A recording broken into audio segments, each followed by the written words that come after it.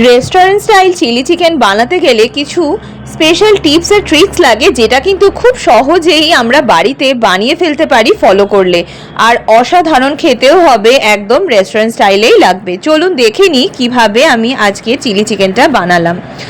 প্রথমে একটা বোলের মধ্যে নিয়ে নিয়েছি 3 বড় চামচ টমেটো কেচাপ, তার সাথে নিয়েছি 2 বড় চামচ রেড চিলি সস আর 1 চামচ মতো ডার্ক সোয়া সস। এবারে তিনটে ভালো করে মেশাবো, আর তার সাথে হোয়াইট ভিনিগার দিয়েছি 1 বড় চামচ।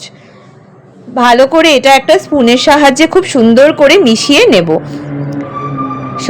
সসটা যদি আমরা একসাথে মিশিয়ে নিই আর যদি ভিনিগার দিই, অবশ্যই কিন্তু এটা ফলো করবেন, একদম কিন্তু রেস্টুরেন্ট স্টাইলেই খেতে লাগবে। রেশিওটা যেরকম বললাম সেটা মেনে চলার চেষ্টা করবেন, তাহলে কিন্তু ভুল হওয়ার চান্সটা অনেক কম থাকে। আর এখানে নিয়ে নিয়েছি 500 গ্রাম বোনলেস চিকেন, ভালো করে ধুয়ে জল ঝরিয়ে নিয়েছি। এরপরে এতে একটা ডিম পুরোটা দিয়েছি, ডিমের সাদা অংশ বা হলুদ অংশ আলাদা না, পুরোটাই দিয়েছি। এরপরে দিয়ে দিয়েছি পরিমাণ মতো নুন, আর কর্নফ্লাওয়ার দিয়েছি 4 বড় চামচ। কর্নফ্লাওয়ারটা কিন্তু মেজারমেন্টটা যেটা আমি বললাম সেটা আমার মতো, মানে আমার আন্দাজ অনুযায়ী 500 গ্রাম চিকেনের জন্য এইটুকুই লেগেছে। আপনারা যদি চিকেন বাড়ান অথবা কমান, সেই অনুযায়ী কিন্তু কর্নফ্লাওয়ার কমবে অথবা বাড়বে। এরপর এখানে দিয়ে দিয়েছি 2 বড় চামচ আদা আর রসুন বাটা। বাটা কিন্তু জল ছাড়া, আর যেটা আমরা বলে থাকি ছেঁচা। এরপরে ভালো করে সমস্ত উপকরণগুলো একসাথে মিশিয়ে নেব। মেশানোর সময় যদি মনে করেন যে বেশি পাতলা হয়ে গেছে, তাহলে কিন্তু আপনারা কর্নফ্লাওয়ার অ্যাড করতে পারেন।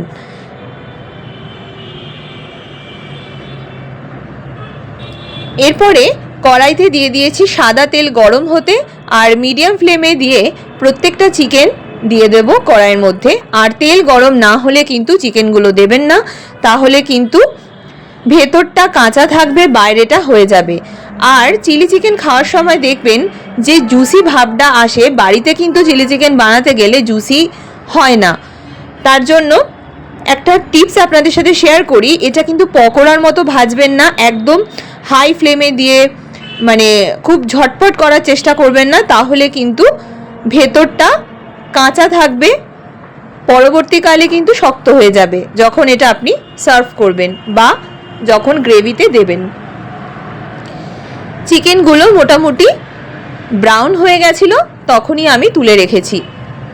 ডার্ক ব্রাউন করবেন না, একদম হালকা একটু বাদামি রং হলেই এটাকে তুলে রাখবো।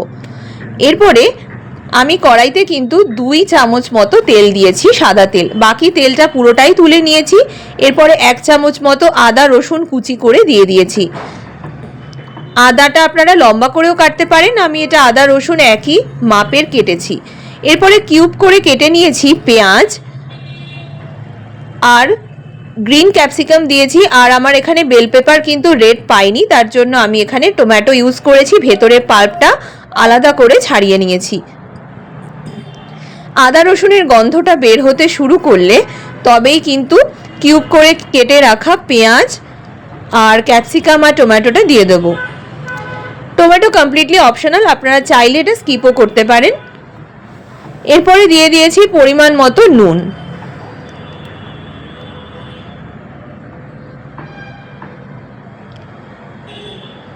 এটা ঢাকা দিয়েছিলাম 2 মিনিট মতো, একদম লো ফ্লেমে রেখে দিয়েছি। তাতে কি হবে, সমস্ত ক্যাপসিকাম পেঁয়াজ একদম নরম হয়ে যাবে।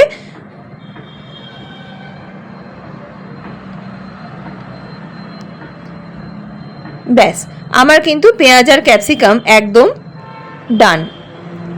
এরপরে চলে যাব সসের মিশ্রণটা এখানে ঢেলে দেব।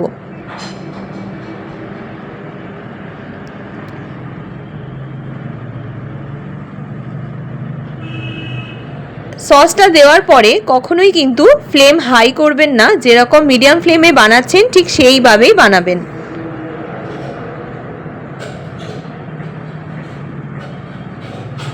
আর সসের মধ্যে যেহেতু আমি জল অ্যাড করেছিলাম ভিনেগারের সাথে, জলটা কিন্তু আপনারা দেবেন মোটামুটি হাফ কাপের একটু কম। তাহলে হবে কি, সসটা ডাইরেক্ট তেলে দিলে অনেক সময় পুড়ে যায়, তার জন্য একটু জল মেশালে খুব সুন্দর একটা গ্রেভিটা হবে খেতে। থিকনেসটাও বেশি লাগে না। এরপরে 1 কাপ মতো গরম জল অ্যাড করে দিয়েছি। তারপরে ভেজে রাখা চিকেনগুলো দিয়ে দিলাম। চিকেনগুলোর মধ্যে যাতে পুরো এই গ্রেভিটা একদম ঢুকে যায় তার জন্য কিন্তু একদম ফ্লেম আমাদের লোতে করতে হবে, আর একটু এপিট ওপিট উল্টে দিতে হবে, তাহলেই কিন্তু চিকেনগুলো একদম জুসি হবে। এখানে আমি এটা দিয়েছি 2 চামচ মতো চিলি চিকেন মশলা। এটা কমপ্লিটলি অপশনাল, আমি কোনোদিন মশলা দিয়ে ট্রাই করি না, উইদাউট মশলাই আমি ট্রাই করি। এটা চিংসের, আপনারা দোকানে গেলেই চিলি চিকেন মশলা বললেই ওরা দিয়ে দেবে। এটা দিলে কি হয়, খুব সুন্দর একটা টেস্ট আসে, তবে আমি সাধারণত এটা ইউজ করি না। তবে এটা খেতে অসাধারণ হয়েছিল দেওয়ার পরে। ঢাকা রেখে দিয়েছিলাম আমি মোটামুটি 1 থেকে 2 মিনিট মতো। এরপরে গোলমরিচ গুঁড়ো দিয়েছি 1 চামচ মতো। গোলমরিচের গুঁড়োটা দিলে খুব সুন্দর কিন্তু টেস্ট আসে যে কোনো চাইনিজ রান্নাতে। আপনারা চাইনিজ রাইস বলুন বা চিলি চিকেন বলুন বা চিকেন মাঞ্চুরিয়ান বলুন, অবশ্যই চেষ্টা করবেন গোলমরিচটা দেওয়া। এরপরে 1 চামচ কর্নফ্লাওয়ার সামান্য একটু জলে গুলে নিয়েছিলাম, তারপরে এটা দিয়ে দিলাম।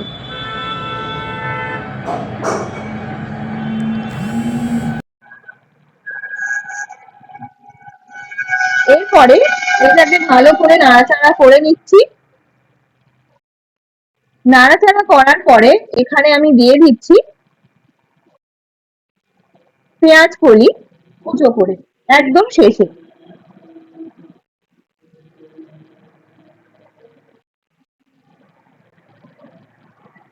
এরপরে আমি এটাকে ঢেকে রেখে দেবো মোটামুটি 5 মিনিট মতো। 5 মিনিট মতো রেস্টিং টাইমে রাখার পরে এটা আমি সার্ভ করেছিলাম। আপনারা এটা নানের সাথেও সার্ভ করতে পারেন, রাইসের সাথেও করতে পারেন। খুব ভালো হয়েছিল খেতে, সবাই ট্রাই করে জানাবেন।